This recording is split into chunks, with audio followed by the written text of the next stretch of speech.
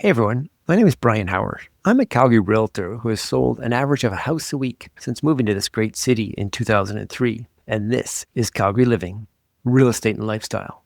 I'm interviewing Calgary's top performers as it relates to living and lifestyle in our great city. Some of the podcasts will be real estate decisions specific, but most will be about life in Calgary and why we choose to live here, or at least why you should visit. Thanks for tuning in.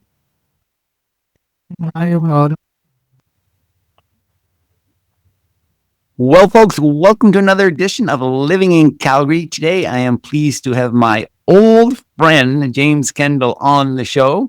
James and I met back in 2010 well, you wouldn't believe it. Well, I actually have met a few friends like James on Twitter. On Twitter, we met on Twitter, Follow Friday somehow. And I remember that. That was great.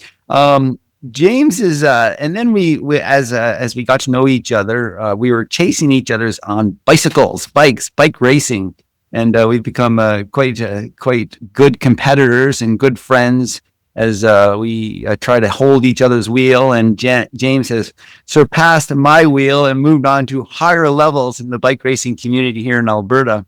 He's a Cat 1-2 racer. Well, meanwhile, I stay pretty much Cat 3, and he lives in Canmore with his wife, Misty, of 18 years, 11-year-old daughter, Allison.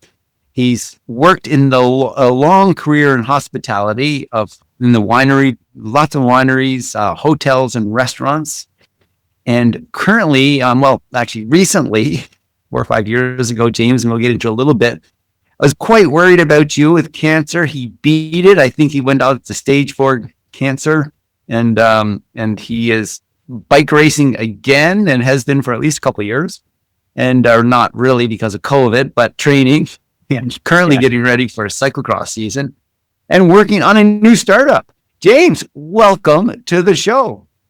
Hey, well, thanks, Brian. It's great to see you. And I don't think I've seen you in person since we did a big ride, Ride for Ryan last year, right? Not quite just in May of 2020, May of 2020, COVID. 2020, right. Yeah. That was such a pleasure to do, and that kind of started out the COVID season. So tell us a little bit about that ride, James. It was up to that point my second longest ride ever. We did like 270K or something, right? Yeah, we did. It was 250 and change, and that was also my second longest ride. We did a Mito Canada ride many years ago. That was about the same distance, but that ride was in remembrance of a well-known endurance racer and 24-hour of adrenaline winner, Ryan Corey, who was diagnosed with stage 4 colon cancer in the same week that I was. And sadly, he did not survive, but his memory certainly lives on in the community. What year was that? It was 2017, I think. 2017, July of 2017, yeah. That week, he did something epic, and so did you. You were both like kind of on the podiums of racing, and at the sort of within a day or two of each other, were both diagnosed with stage 4 colon cancer. Is that correct? Yeah. So Ryan, he won the 24 hours of adrenaline, and he knew that something was wrong. He had a lot of pain, and he raced, and he raced through that pain. He won the race.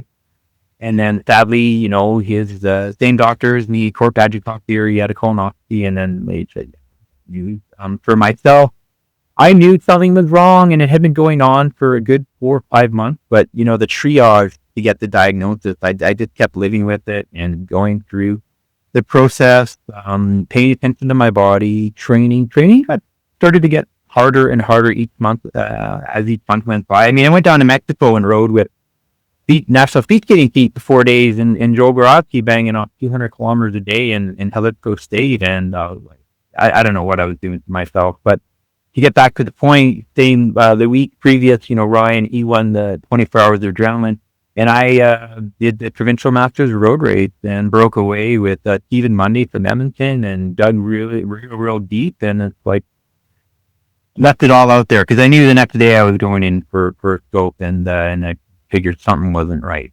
So, and then the next day, it was stage 3.5 colon cancer. So, wow, 65% 65% risk of death, but triage quickly got into the system in Calgary. Amazing surgeons and cancer docs, that Tom Baker and that Geologic Center there. They were confident I was physically fit, said you could beat it, and I just looked at it. I went about it like I would training. It was like, next year of my life is training for something completely different.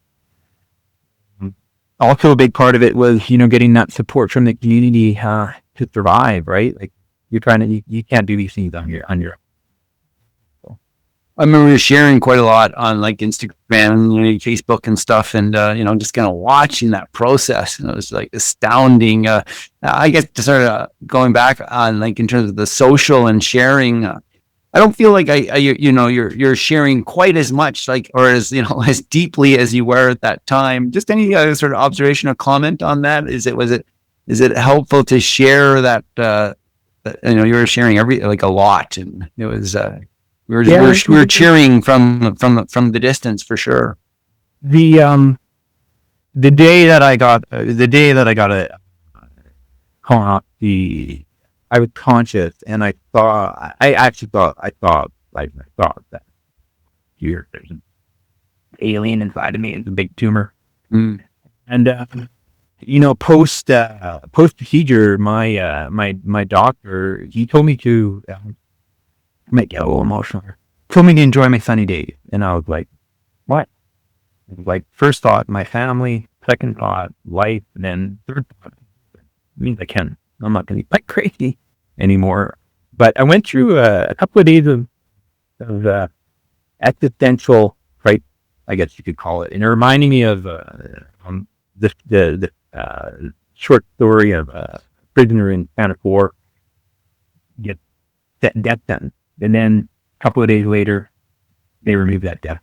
So I went through some really dark days, and then rather than internalizing it and suffering, and then having that come out perhaps negatively to the people around me, I thought, I'm going to share this. And that's my nature. That could be sometimes perceived as being a little bit centered, but actually I found that it inspired a lot of people, and people go one or two ways. I think when they are faced with a crisis like that, they either hold it all in, which that in itself does not help, or you can share it, and quickly I was connected with other people in the community who were going through cancer, and they helped me along.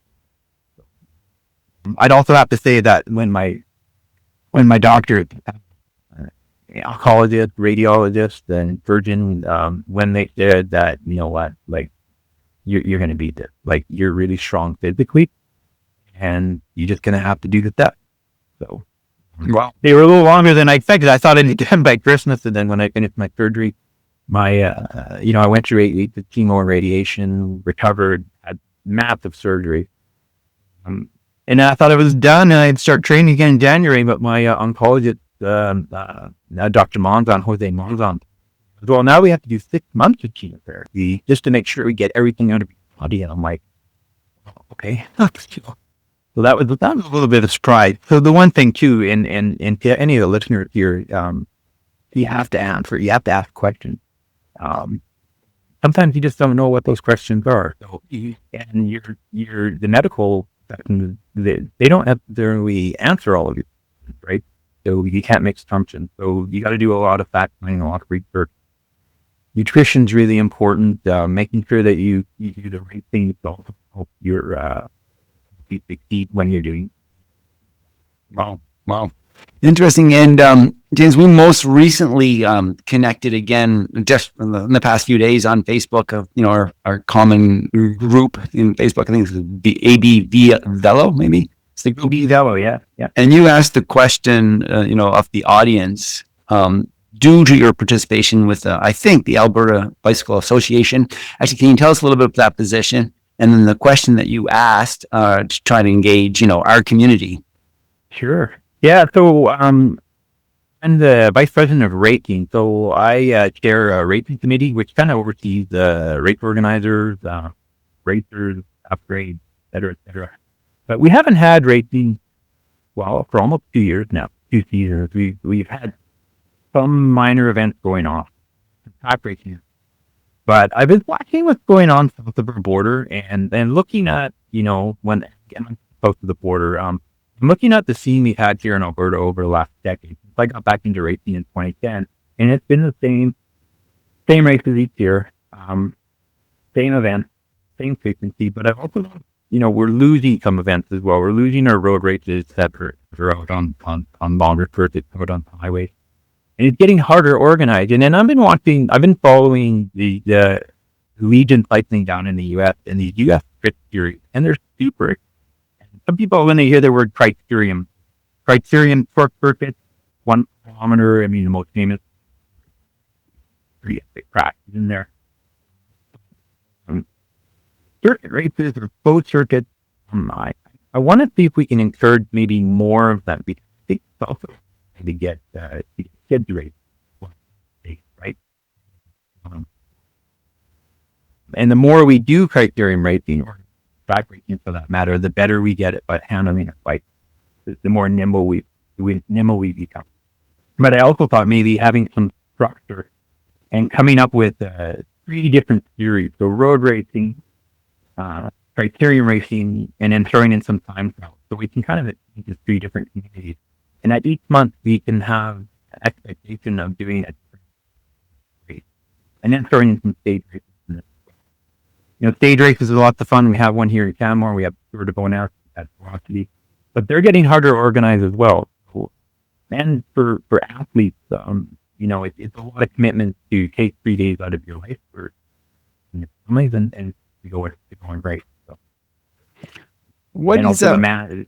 Why are we losing them, and why are they getting harder to host and organize? Is it liability or litigious society? Why? I actually have no clue. Why is it harder than it used to be? I think getting permits to race on open road. Why is that harder? Is it litigious, legal reasons? Why the permits process is harder? I think it comes down to different communities and pushback from residents who are not in the cycling community. They don't want people racing on the road. You don't want to stay positive, but whenever I've done Tour de Bonheur, which is a fantastic race, Ron Grunwald, Bob does a great job. But when I'm out on that 4th Street Road loop there, the narrow road, and you got oncoming traffic, and you get the odd vehicle that's not happy at their places. So it's not a closed circuit, and it's the same here in Canmore. We have a wonderfully horse road circuit that has a lot of climbing in 4th Street through the Parkway, and again, having the permit to race on that and then keeping traffic away from the peloton, it's harder. So there's an element of risk and quite a bit of liability, and I think that brings some fear to an organizer. Right? Interesting.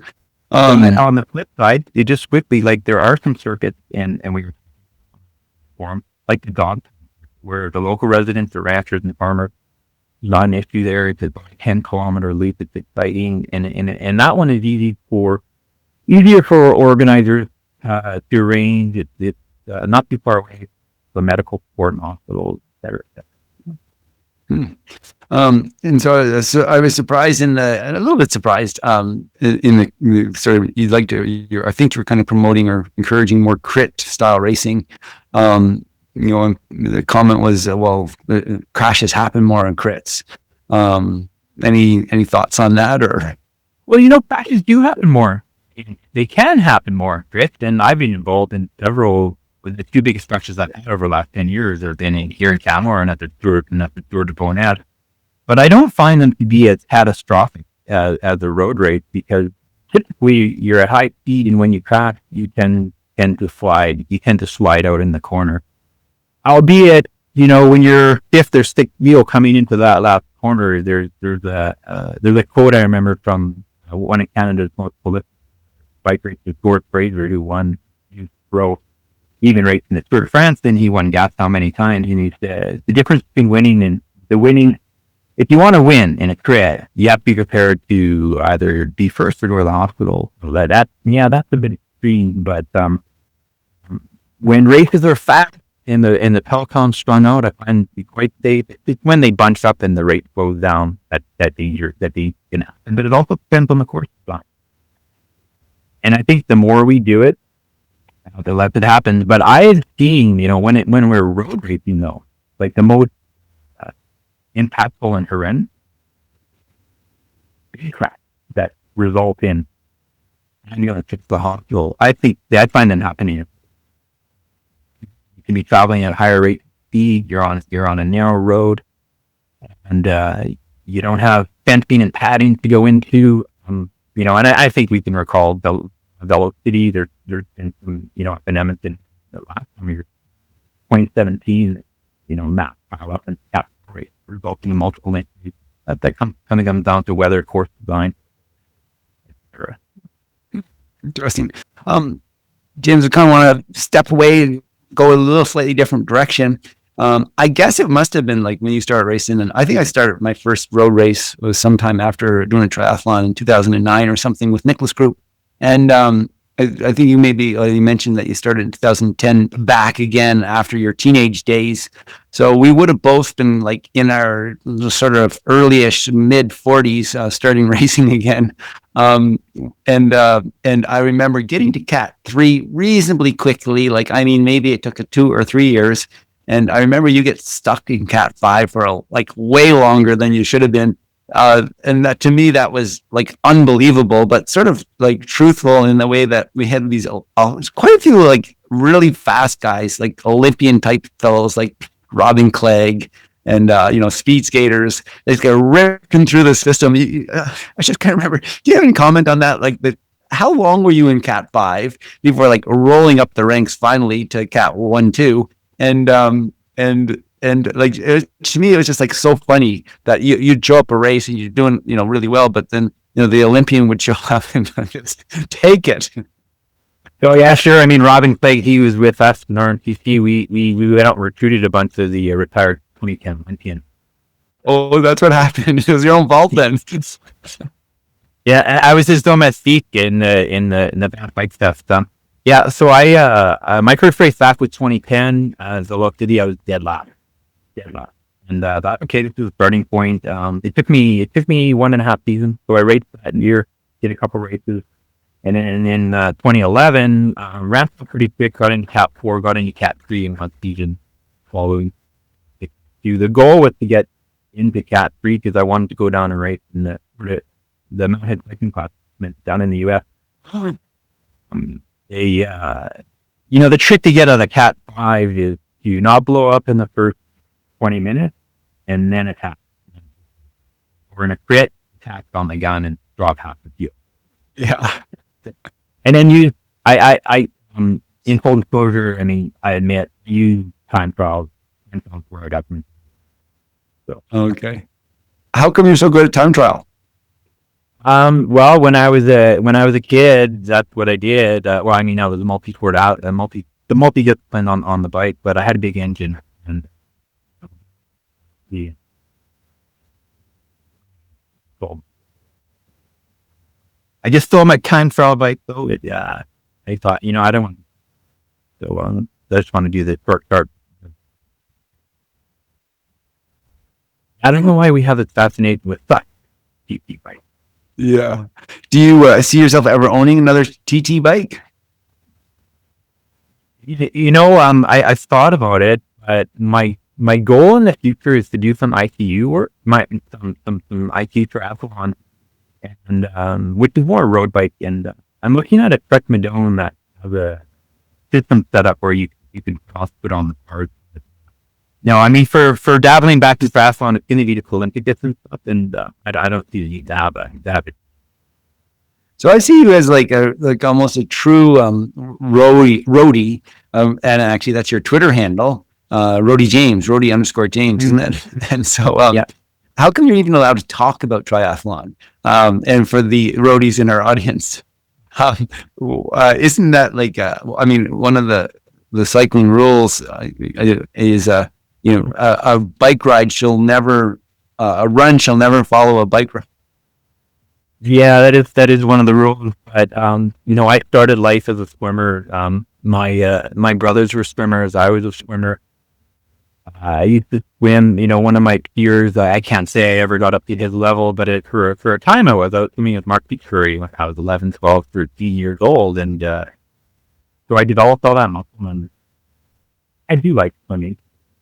Um, and my brother, my oldest brother, who I think Yeah. Victoria.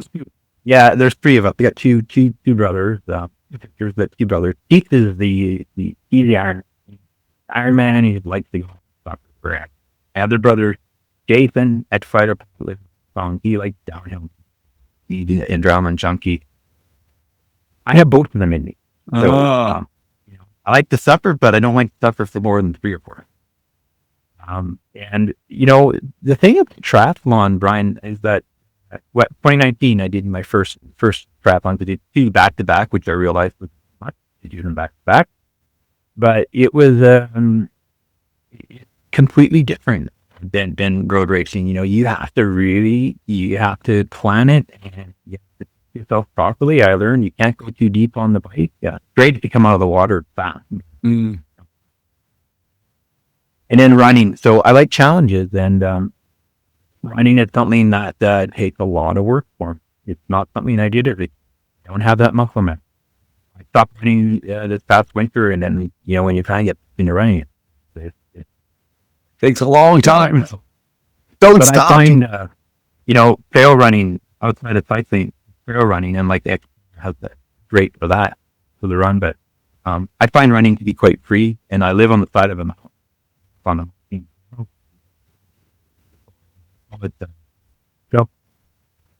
What trail? Trail surfing. Trail surfing. Oh, that's beautiful. I love it. I'm going to be up at your. I'm spending 3 days in Canmore, Friday, Saturday, Sunday this week for a ride called Ride Through the Rockies for Habitat for Humanity, and so it's a small group of about 30 of us, and so I may reach out to you to try to hook up for that surf run,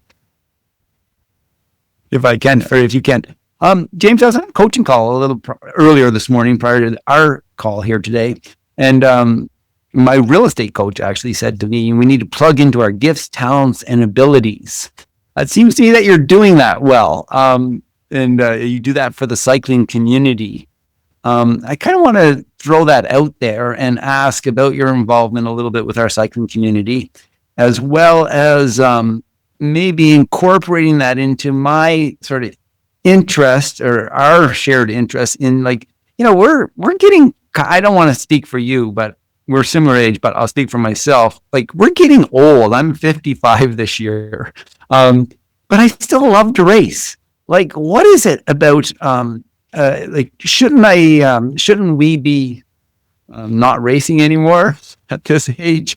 Anyway, tell me a little bit about your gifts, talents, and abilities. I mean, going through in recent years, you've gone through like almost death experience, I think, and you're still with us and plan to be for a long time. And it seems to me that you are stepping up in our community and being a leader and using your gifts, talents, and abilities to drive cycling in Alberta. Can you speak to that a little bit?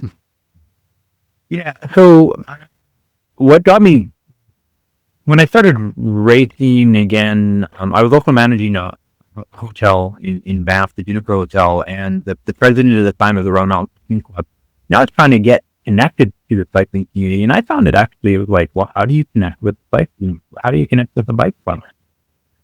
I went to bike shops, which for me, when I was a junior, it's like that was your hub. They went to a bike shop, and bike shops here in town were like, yeah, no, we're not cycling. And somehow I got connected with Jeff Barron, and when he found out I was managing, an organization in Bath, he's like, would you consider sponsoring the Run the Mountain Cycling Club? So my employer, so I was general manager of the hotel at the time, and we came in as a sponsor, multi-year deal with our and then hey, maybe you'd like to be the treasurer.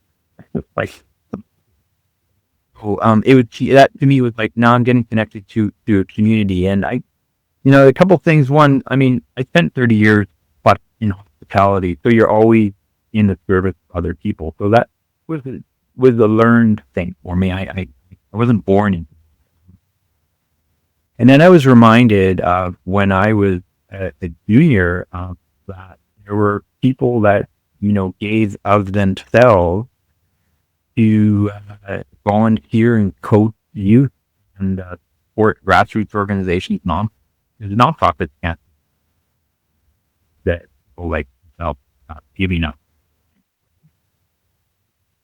But it gave me a sense of purpose.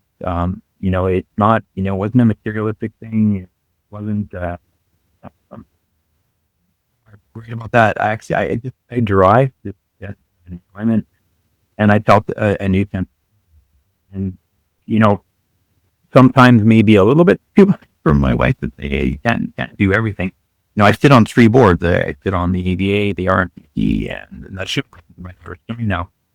But it also ties into something that I think is important for athletes, and something that we need to teach young athletes is the concept of the long-term athlete development program. We learn to train, we learn to compete, and then we learn to then we race, but then we have to learn to volunteer. Because it's a circle, right? Because if we don't use as masters and or to our communities, then how do we inspire the next generation?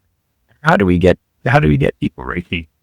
And the other thing that's interesting in the biking community, at least when I was young, is there were lots of youth who came from broken families, latchkey kid back in the 70s and the 80s. So my parents were divorced, and I didn't see my father as a teenager.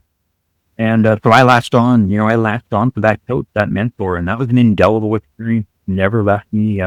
His name is Robert Gilchrist. He's still around in Edmonton. He's connected with Juventus. And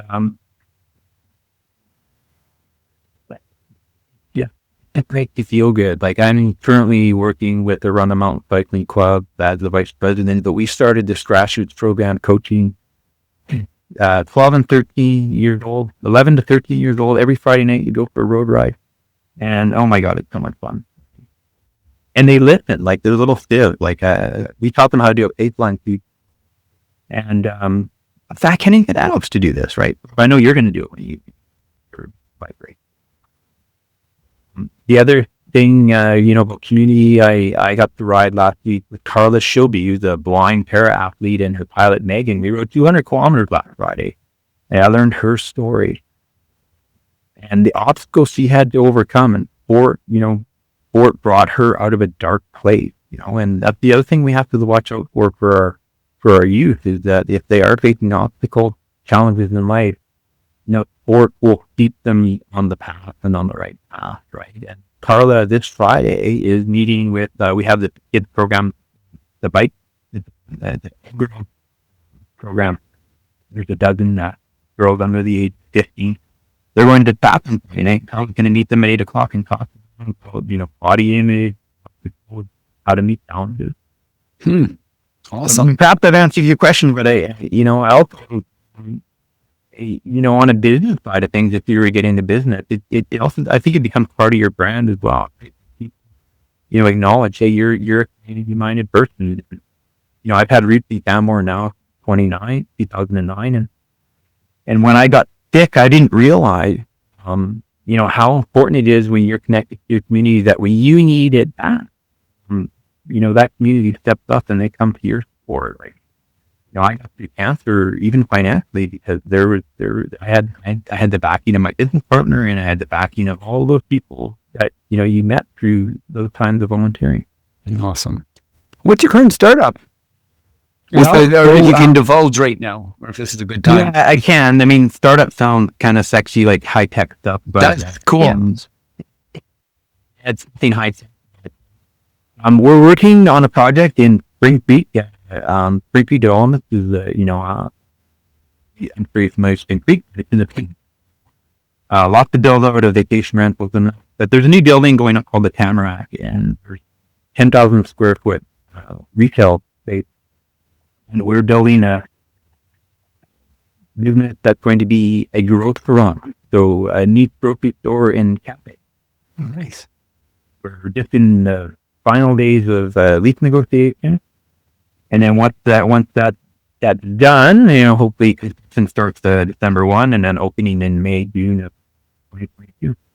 Well, good for you. That's ballsy, I think, and actually brings me back some memories of where you and I first met in person, and it was Velo Cafe, and they're seeing a niche grocery store, which is no longer in business, That's sadly. right. Yeah.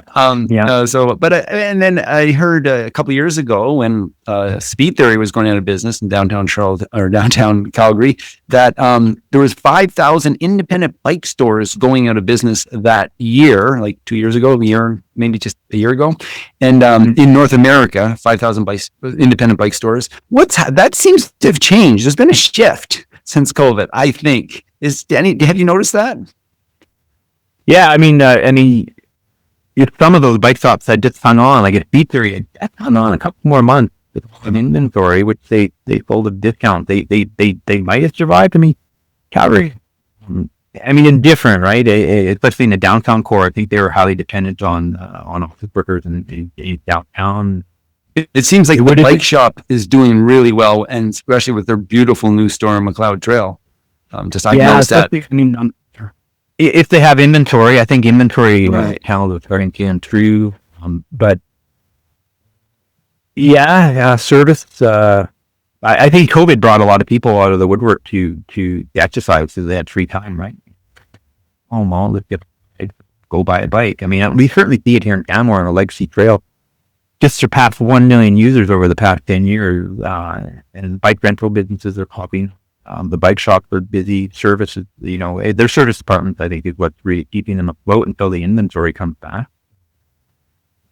With our project here, we're certainly not going into it blind, and even working with consultants. And Canmore is underserved. Like, it does not have enough square footage to meet the needs of the grocery sector. And the demographics here, Brian, like this is high net worth town. Mm-hmm. They're the hole that needs to be filled. Good. And when can we expect to go grab a coffee and have buy groceries at the store? June of next year. Great. And what's the name? What's the name we should be looking for? So the name that's on deck right now is the Willow Cafe and Grocery. Okay. The Willow Cafe and Grocery, June of 2022. James, we're coming up to I think a half an hour. Our listeners are going to start to get angry with us because they want the goods. Let's start to try to bring this to a close. James, what kind of ask would you have from our viewers, from our listeners, if there was an ask? And maybe along the question I'll ask is, if you had a billboard, what would it say? If I had a billboard, what would I say? Well, the thing that I've learned, and I think that's an important one, is always keep moving forward. Nice. And the ask that I would have is that if you can give of yourself to others, find time to do it. You will reap many more rewards than you could ever expect, especially when it comes. That's terrific.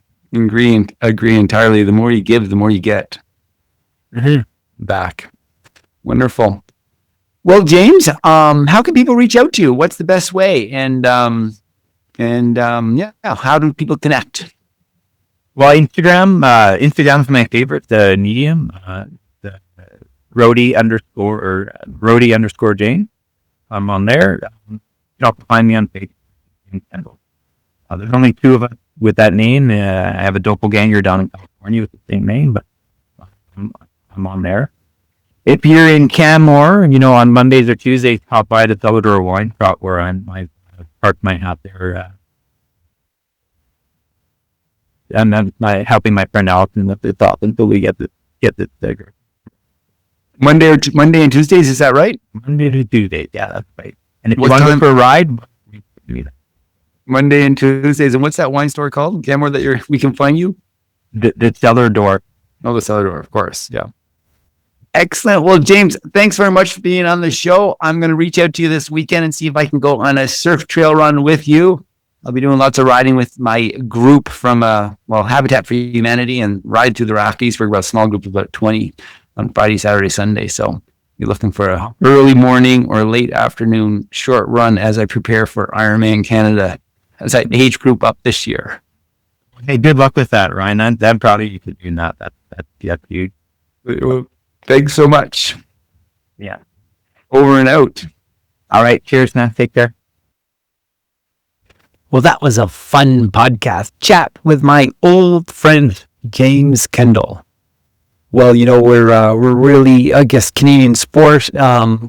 What we try to do is what our Canadian Sport Foundation does is teaches us, really our youth, to learn to train, develop a love, but learn to train and then compete. And then we need to give back and volunteer, as James Kendall has said so in this podcast. He certainly is a big contributor to our cycling scene in Alberta. And we wish James all the best and giving him the support and kudos and thanks for running and working with our Alberta Cycling Association as a volunteer and with his own community in Canmore.